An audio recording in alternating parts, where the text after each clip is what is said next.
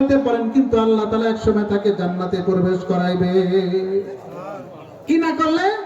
শিরক না করলে। লোকমান আলাইহিস সালাম এই কথাই বলতেছেন, বাবা জান, আমার কলিজার টুকরা, তুমি দুনিয়াতে এতদিন বাঁচো, হয়তো দুনিয়ার মোহে পড়ে, সম্পদের মোহে পড়ে, ধন দৌলতের মোহে মহব্বতে পড়ে, পরিবার পরিজনের মহব্বতে পড়ে, দুনিয়ার মোহে পড়ে, তোমার খায়েশের মোহে পড়ে, যদি হয়তো তুমি কোনো নেক কাজ করতে পারো নাই, যদি তুমি আল্লাহ তাআলার সাথে শিরক না করে মৃত্যুবরণ করো, তাহলে আল্লাহ তাআলা তোমাকে এক সময় ক্ষমা করিয়া দিবে।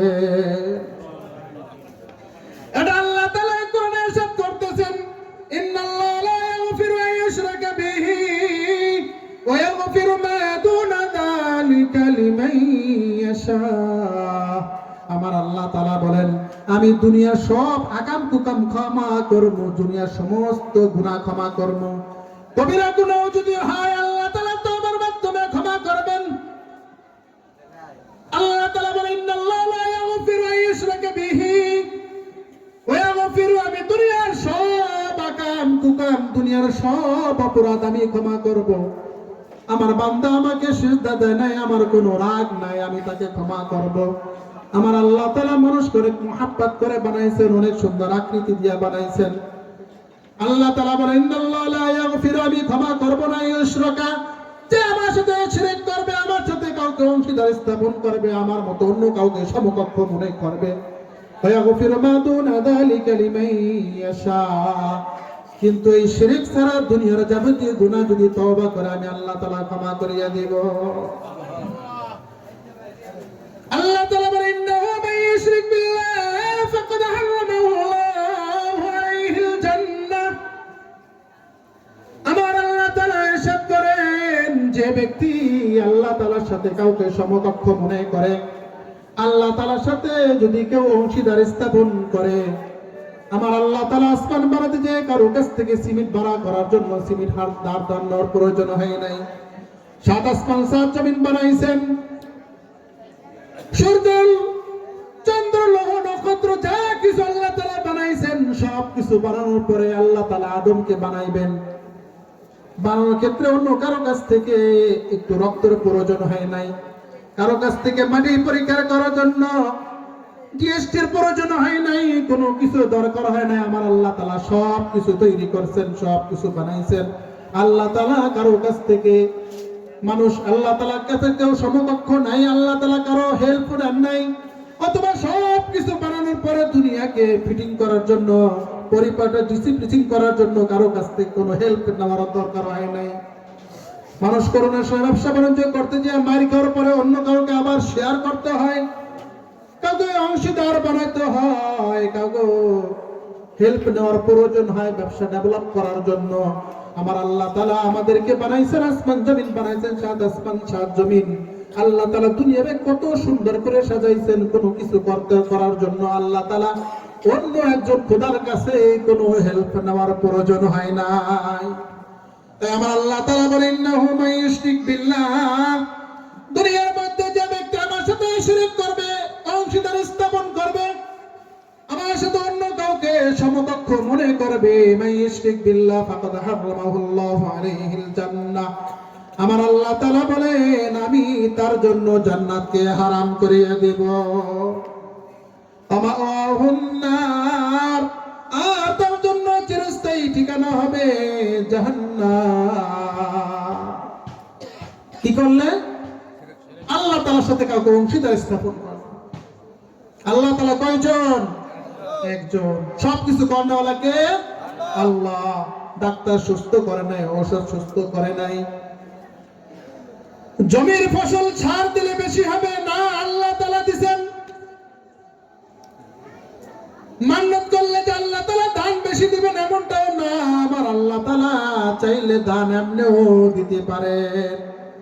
অমুক দরবারে মান্নত করলে অমুক দরবারে এটা দিলে ধান এবছর বেশি হবে, অমুক বাংলাদেশে সফর করলে ধান বেশি হবে, অমুক পূজার কারণে অমুক দেবের কারণে ধান এবছর বেশি হয়েছে, বলে না? অনেক মানুষ এ কথা বলছেও বিগত দিনে, অমুক দেবতার কারণে এবছর ফসল ভালো হয়েছে।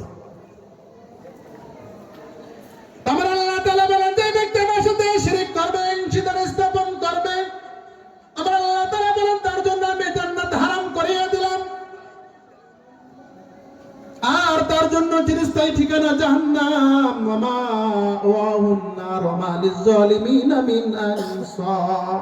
জালেমদের জন্য কোনো সাহায্যকারী পাওয়া যাবে না, সাহায্য করা হবে না। এটা শুধু আমাদের জন্য নয়, এমনকি নবীকে আল্লাহ তাআলা ধমক দিয়ে বলতেছেন, ওয়ালাকাদ উহিয়া ইলাইকা ওয়া ইলাল্লাযীনা মিন ক্বাবলিক লাইন আশরাকতা লা ইয়াহবাতান্না আমালুকা ওয়া লাতাকুনান্না মিনাল খাসিরিন। আল্লাহ নবী কোনদিন শিরক করতে পারে? এটা কল্পনা করা যায়? এটা ভাবা যায়? স্বপ্নে দেখা যায়? আল্লাহ নবী কোনদিন শিরক করবে আল্লাহ তাআলার সাথে? কিন্তু আল্লাহ তাআলা ধমক দিয়ে বলতেছেন, হে নবী, আপনি অথবা আপনার পূর্ববর্তী নবীর সমস্ত নবীর উপর বিধান, ওয়ালাকাদ উহিয়া ইলাইকা, আপনি অথবা আপনার ইতিপূর্বে যে সমস্ত নবী অতিবাহিত হয়েছে, যত উম্মত অতিবাহিত হয়েছে, যত বনি আদম অতিবাহিত হয়ে গেছে, যারা চলিয়ে গেছে, অতিক্রম করে গেছে, দুনিয়াতে নাই, আপনি আছেন, আপনিও হন অথবা ইতিপূর্বে যে কেউ হন,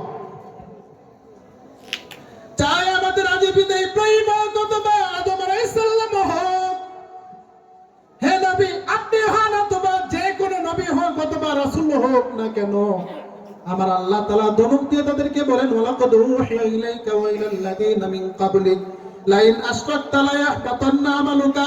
হে নবী, আপনি অথবা আপনার ইতিপূর্বে যে কোনো নবী অথবা উম্মতে গণনা যারা আমার সাথে লাইন আশরাকতা শিরক করবে, লা ইয়াহবাতান্না আমালুকা ওয়া লাতাকুনান্না মিনাল খাসিরিন, যে আমার সাথে অংশীদার স্থাপন করবে, আমার সাথে শিরক করবে, তার জীবনের সমস্ত আমল বাদ করিয়ে দিব।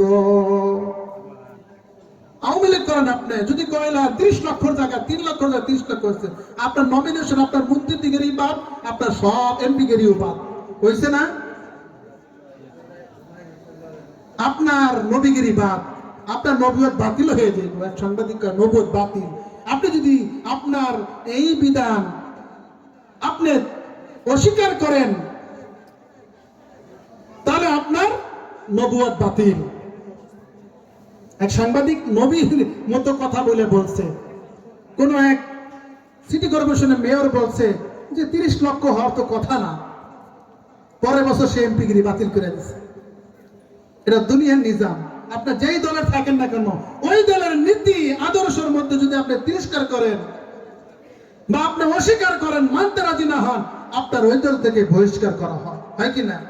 আমার আল্লাহ তাআলা বলেন, নবী আপনি হন অথবা আপনার ইতিপূর্বে নবী হোক অথবা কোনো যে কেউ হোক না কেন, যে আমার সাথে শিরক করবে, 80 বছরের হজ হোক, 120 বছরের হজ হোক, নবী নূহ আলাইহিস সালামের 950 বছরের প্রত্যেক বছরের হজ হোক, প্রত্যেক বছরের রোজা হোক, প্রত্যেক দিনের নামাজ হোক, আপনার প্রত্যেক দিনের তাহাজ্জুদ হোক না কেন, মসজিদ মাদ্রাসার অনুদান হোক না কেন, যত সদকা করেন না কেন, আপনি যত আমল করেন না কেন, পাহাড় পরিমাণ যদি আপনি করে ফেলেন, সব বাতিল।